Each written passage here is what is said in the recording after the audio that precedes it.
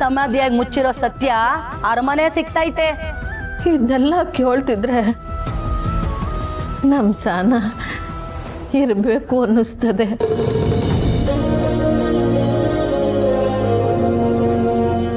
ಅವ್ವ, ನೀನು ಎಲ್ಗೂ ಹೋಗೋದು ಬೇಡ.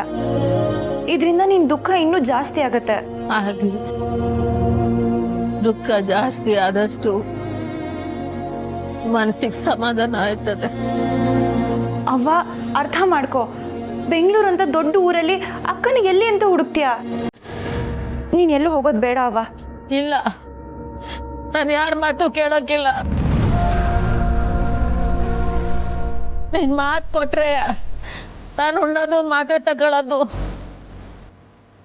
ಇಲ್ಲ ಅಂದ್ರೆ ಇಲ್ಲ. ನಂಗೆ ಮಾತು ಕೊಡು, ಕರ್ಕೊ ಹೋಯ್ತೀನಿ ಅಂತ ಮಾತು ಕೊಡು. ಮುಂದೇನು ಇದೇ ಥರ ಆದರೆ ನಾವು ಕೂಡ ಯಾವುದೇ ಟ್ಯಾಬ್ಲೆಟ್ಸ್ ಆಗಲಿ ಇಂಜೆಕ್ಷನ್ ಆಗಲಿ ಯಾವುದೂ ಕೆಲಸ ಮಾಡಲ್ಲ.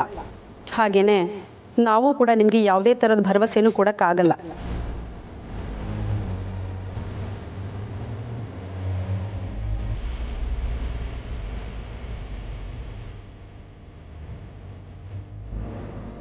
ಅಲ್ವಾ, ನಾನು ನಿಮ್ಮನ್ನ ಬೆಂಗಳೂರು ಕರ್ಕೊಂಡು ಕರ್ಕೊ ಹೋಯ್ತೆ ತಾನೆ. ಮಾತೆಪ್ಪಾಕಿಲ್ಲ ತಾನೆ. ಅವ ಮಾತು ಕೊಟ್ಟಿದ್ದೀನಿ, ತೆಪ್ಪತ್ತಿದ್ದೆ.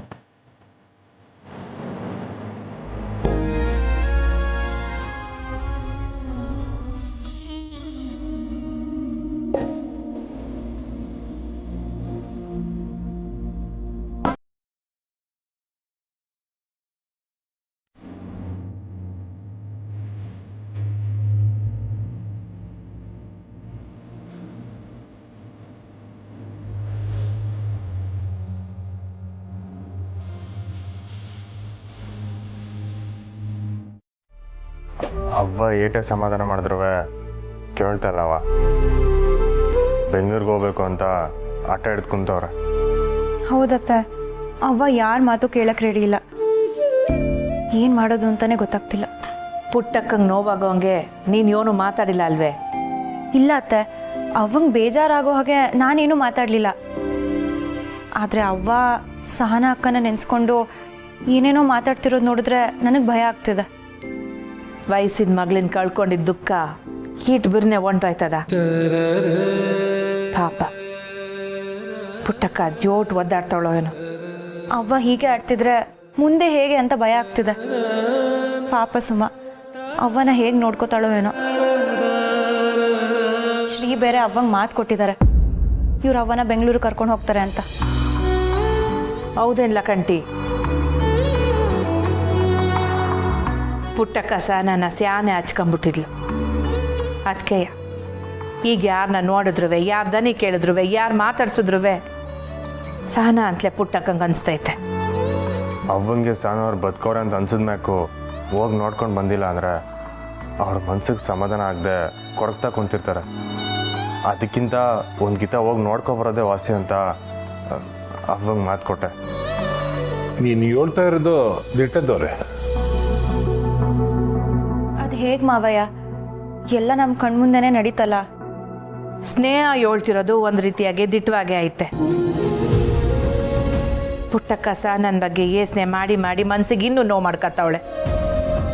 ನಿಜ ಅತ್ತೆ, ಇವ್ರು ಕರ್ಕೊಂಡು ಹೋಗ್ತೀನಿ ಅಂತ ಮಾತು ಕೊಡ್ಬೇಕಾದ್ರೆ ಯೋಚನೆ ಮಾಡ್ಬೇಕಿತ್ತಲ್ವಾ? ಯೋಚನೆ ಅಲ್ಲ, ನಿನ್ನನ್ನೇ ಕೇಳಬೇಕಾಗಿತ್ತು. ಇಲ್ಲ ಸ್ನೇಹ, ಕಂಟಿ ಸರಿಯಾದ ನಿರ್ಧಾರನೇ ತಕ್ಕಂಡವನೆ. ಒಂದ್ಕಿತ ಬೆಂಗಳೂರಿಗೆ ಹೋಗಿ ಬರಂಗಿದ್ರೆ ಹೋಗಿ ಬರ್ಲಿ ಬಿಡು.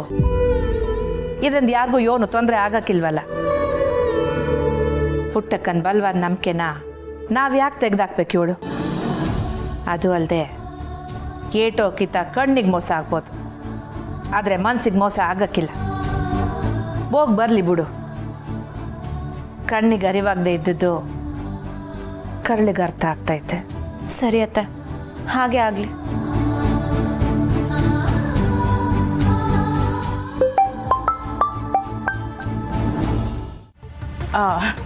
ಯೋನಿಲ್ಲವ ಅದು ರಾಧಾ ಈ ಫೈಲ್ನ ಓದಿದ್ಲು, ಎಲ್ಲ ಸರಿಯಾಗೈತೆ ರುಜು ಹಾಕಿ ಅಂತಲೂ ಹೇಳಿದ್ಲು. ನಾನು ರುಜು ಹಾಕಿದ್ದೆ, ಆದ್ರೆ ಈಗ ಇನ್ನೊಂದು ಕಿತ್ತ ಓದಿಸಿ ಎಲ್ಲ ಸರಿಯಾಗೈತೆ ಅನ್ನೋಕ್ಕೆ ಅವ್ರ ಕೈ ಕೊಡುಮ ಅಂತ ಆಟೆ. ನಿಮ್ಗೆ ಅಭ್ಯಂತರ ಇಲ್ಲ ಅಂದರೆ ನಾನಿದ್ರಲ್ಲಿ ಏನಿದೆ ಅಂತ ಓದ್ಬಿಟ್ಟು ಹೇಳ್ಬೋದಾತೆ? ಹೋಗ್ಲಿ ಬಿಡಿ, ನೀವು ರಾಧನ್ ಹತ್ರ ಅಯ್ಯೋ ಹಂಗೆಲ್ಲ ಯೋನಿಲ್ಲವ, ಈಗಾಗಲೇ ರಾಧಾ ಇದನ್ನ ಒಂದು ಕಿತ್ತ ಓದವಳಲ್ಲ ಅಂತ ಆಟೆಯ. ತಕ್ಕ ನೀನೇ ಓದ್ತಕ್ಕ.